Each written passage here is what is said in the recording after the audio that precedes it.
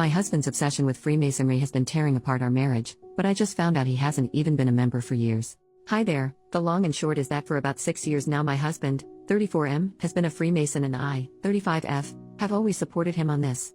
My grandfather was a Freemason, so it's not really new to me or anything, and I don't believe in any of the conspiracy crap you find online. But I'm starting to think it may not be the best for him. My grandpa always used to say it went family, work, masonry, but in my husband's case it's more masonry, masonry, masonry, then family, then work, then masonry again. He attends lodge nearly every night. For context, my grandpa would go a couple times a month, and yet he's only a fellow craft, so not a part of the add-on things like the Scottish Rite or Shriners or anything. I genuinely don't know how he has the stamina for it, because I'm a part of an improv theater club and frankly every other week is enough. Sometimes he's gone for hours, other times an hour or even less. When I ask him what he's doing, he gets defensive and says he can't tell me because he has to maintain secrecy. I knew full well there'd be some lessons and ceremonies I wouldn't exactly be getting a front row seat for, but I don't think it's that unfair. I ask what he could be possibly doing that occupies him practically daily. Hell, some days when he comes back early, he goes to his man cave to do more work for them. Apparently he's volunteered to do admin work for his Grand Lodge, but when does it end? He doesn't get paid for any of this, and he spends so much on dues to actually do this. I've even tried to get involved via the Order of Eastern Star, something I've always wanted to be a part of, but he point blank shut it down and said that we can only look into that when he becomes a Master Mason, which is apparently still years away. And it's not even just our marriage it's affecting. Some weeks he's out so late with his lodge buddies that he doesn't take care of himself. There's been times he hasn't worn clean clothes or shaved, and plenty of times he's gone into work without showering.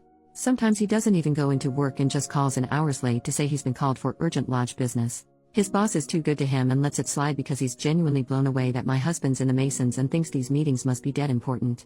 Like, I get a lot of these guys are going to be retired, but Jesus Christ, surely they have to know how it works? It's making a bad impression with people, and I genuinely can't remember the last time we did a thing together as a couple. Plus our bedroom has been dead for at least a year, which I've sort of put up with because I have a low libido, but I guess it's just another symptom. Every time I ask him to do anything he just tells me he's too tired. I guess how do I get it across to him? His Masonic life needs to slow down. It's not even affecting just me, it's affecting our whole lives, but I don't even know where to begin. I don't want him to leave the Masons, just maybe calm it down a little so we have our lives back. How can I get this across to him without seeming that I'm jealous of the secrets or I want to worsen the wedge between us? By the way, I did actually email the Worshipful Master at his lodge, just say I'm kind of worried for him, but I've not heard back yet, and if they're all this active, not sure how much help he'll be. Thanks for any advice. At it later that day, the Worshipful Master just emailed me. Apologized for taking his time and explained my husband has not been a member of that lodge for at least 5 years, having left just under a year after he joined. Apparently he had difficulties with the leadership and had been repeatedly cautioned for soliciting the other lodge members. He told me that he checked with other lodges in the area and none of them have any record of him switching, so it seems he demitted entirely. Update, 5 days later. Hi everyone, you might remember the post where I mentioned how Freemasonry, or rather my husband's commitment to it, was destroying our marriage and corroding his life. Well, I apologized to the craft because Masonry had nothing to do with my husband's antics. In my edit to the post, I mentioned I had spoken with the current Worshipful Master, basically the lodge's chair, and he informed me my husband had demitted from that lodge years ago and never joined any others. He did suggest it could be a clandestine lodge, and in a way I hoped this would be the case, but I think we both knew that was highly unlikely. He also ended up putting me through to a past master who was senior warden of the lodge around the time my husband quit, and apparently it was a jump before he was pushed situation. I did mention my husband was in trouble for soliciting his brothers, but the Worshipful Master couldn't tell me anymore. The past master vaguely remembered it, and while it seems no one was exactly sure what he was soliciting them about, it was described as invasive and strange behavior. Me and the past master, David, might as well use names, had a good long chat before he offered to join me in discussing this with my husband, Kevin, with the hope being we could get through to him and steer him off whatever course he was on. Sadly, I don't have good news. David came round on Monday and we talked a lot beforehand. Kevin was out, of course. Most of our chat was just him being generally supportive, but he did start asking questions that were definitely leading into the clandestine lodge route, though he dropped that as a theory when the lack of self-care became evident. Midway through our conversation, Kevin comes home, and when he comes in I say there's somebody I'd like him to meet, and he just deflects by saying he's tired from lodge and will have to do it tomorrow. David introduces himself anyway, explicitly as a past master. Kevin ignores him but then goes through to the kitchen, pours himself a glass of milk and starts scrolling through his phone at the kitchen table. We went through and sat down at the table too, so without a word he got up and went into the living room, so we followed him there, where David said we know he's not attending lodge because he was the senior warden when my husband left. Kevin does this weird laugh and says, "So it's a crime to move lodges then?" David says no other lodge in the area took him on, and Kevin goes a little bit red before saying that's because he switched to PHA, and then sort of insinuates David is racist for taking issue with that. David says he spoke to all the PHA lodges in the area too and he's good friends with a lot of their members, so he knows he's lying again. Kevin just says look, he's tired, he's not doing this, but I told him we know something's up and well, the majority of you thought it was drugs, so I just said look, is it drugs? He said no, but finally admitted yes, there was something up and asked if he could show us something. Just he needed to go to his car. David said that's fine, we'll come with him. Well, I guess in Kevin's defense he did need to go to his car. In the trunk he got out this black sports bag and I didn't know what I was expecting, but I don't think anything could have prepared me for what he showed us was inside. When we got back into the house, he got out this near lifelike, latex horse mask and other leather and latex fish gear, full suit with harnesses and everything. If you were expecting anything to happen, there wasn't anything, we kind of just stared in total silence. Eventually Kevin restarted the conversation by explaining he was into a BDSM fetish called pony play and that he went down the rabbit hole a long time ago.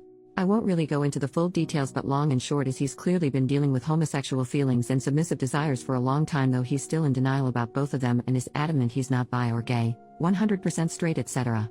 Obviously he's at least, and most probably, bi, but he wouldn't hear it.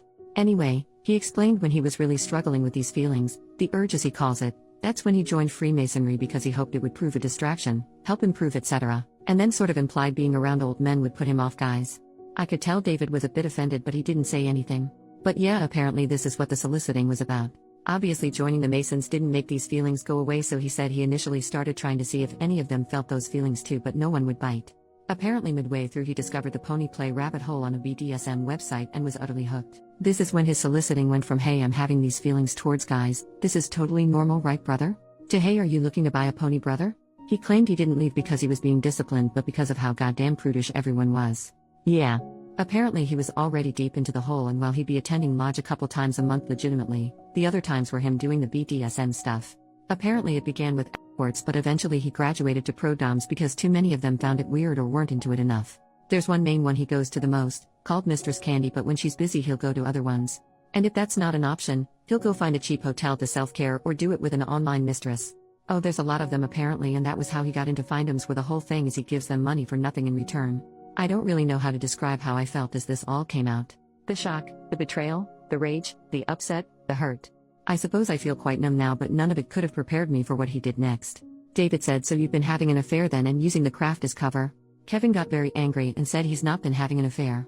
This sparked an argument, again won't go into the details, where Kevin's excuse was that at no point was he in control during this, because Mistress Candy made use of hypnosis to control him, and sometimes the urge was so powerful it would shift him into Sparkles, his pony persona, involuntarily.